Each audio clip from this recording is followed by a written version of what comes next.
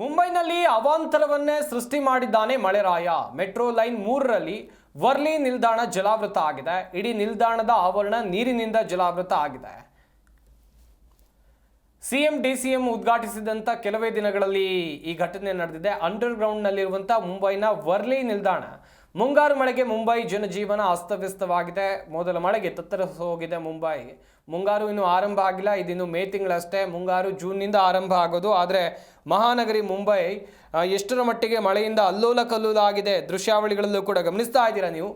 ಮೊದಲ ಮಳೆಗೆ ತತ್ತರಿಸಿ ಹೋಗಿದೆ ಮುಂಬೈ. ಅಂಡರ್ ಗ್ರೌಂಡ್ ಮೆಟ್ರೋಗೆ ನೀರು ನುಗ್ಗಿ ವರ್ಲಿ ಅಂಡರ್ ಗ್ರೌಂಡ್ ನಿಲ್ದಾಣ ಜಲಾವೃತ ಆಗಿರುವಂಥ ದೃಶ್ಯಾವಳಿಗಳನ್ನು ಕೂಡ ನೀವಿಲ್ಲಿ ನೋಡ್ತಾ ಇದ್ದೀರಾ. ಕಳಪೆ ಕಾಮಗಾರಿ ಅಥವಾ ನಿರ್ಲಕ್ಷ್ಯ ಎಷ್ಟರ ಮಟ್ಟಿಗಿದೆ. ವಾಣಿಜ್ಯ ನಗರಿ ಮುಂಬೈನಲ್ಲಿ ಇಂಥ ಪರಿಸ್ಥಿತಿ ಇದೆ, ಗಮನಿಸಬೇಕಾಗತ್ತೆ ನೀವು ಕೂಡ. ಅಲ್ಲಿನ ಆಡಳಿತ ಮಂಡಳಿ ಏನು ಮಾಡ್ತಾ ಇದೆ ಹಾಗಾದರೆ? ಉದ್ಘಾಟನೆಗೊಂಡು ಸ್ವಲ್ಪ ದಿವಸ ಆಯ್ತಷ್ಟೇ. 3 ಲೈನ್ ಮೆಟ್ರೋ ಇದು.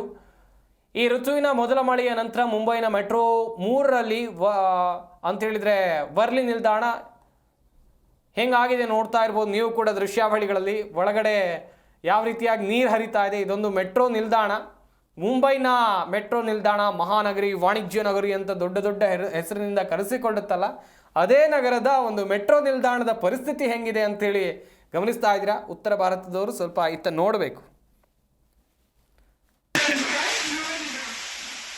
ನಿಜಕ್ಕೂ ಕೂಡ ಮುಂಬೈನಲ್ಲಿ ಆಡಳಿತ ಮಾಡ್ತಾ ಇರುವಂಥ ಸರ್ಕಾರ, ಅಲ್ಲಿನ ಪಾಲಿಕೆ ಅಥವಾ ಮೆಟ್ರೋ ಪ್ರಾಧಿಕಾರ ಆಗಿರಬಹುದು, ಮುಂಬೈ ಮೆಟ್ರೋ ಪ್ರಾಧಿಕಾರ ಏನು ಮಾಡ್ತಾ ಇರಬಹುದು?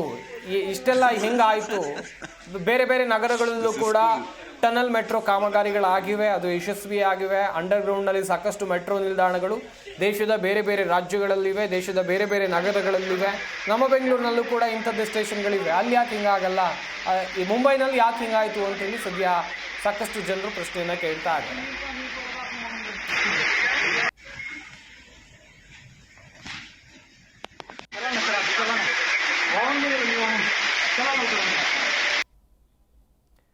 ಜಿ ಪ್ರೈಮ್ 9 PM ಮುಂದುವರಿಯುತ್ತೆ ಚಿಕ್ಕ ಬ್ರೇಕ್ನ ಬಳಿಕ.